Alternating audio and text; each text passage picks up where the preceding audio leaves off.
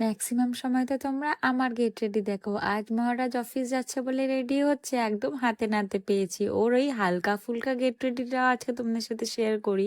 কলকাতার সাইডে যে গরম পড়ে গেছে তাতে এখন আর সোয়েটার লাগে না, তবে অফিস থেকে তো একটু রাত্রিবেলা ফেরে, তাই একেবারে সোয়েট শার্টটা পরেই যায়। তার উপরে আবার আরেকটা সমস্যা, অফিসে কলার ছাড়া চলবে না, আর ও তো সোয়েট শার্ট গুলো রাউন্ড নেক কেনে। এবার তোমরা বুঝতে পারছো যে ব্যাপারটা কি করা হয়েছে।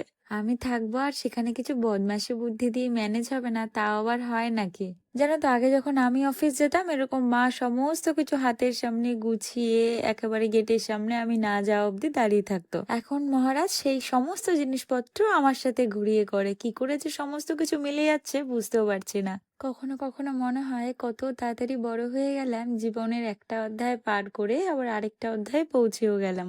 জানি না, এখন আমার এটা মনে হয় জীবনের প্রথম অধ্যায়টা হয়তো খুব তাড়াতাড়ি আমাদের জীবন থেকে চলে যায়।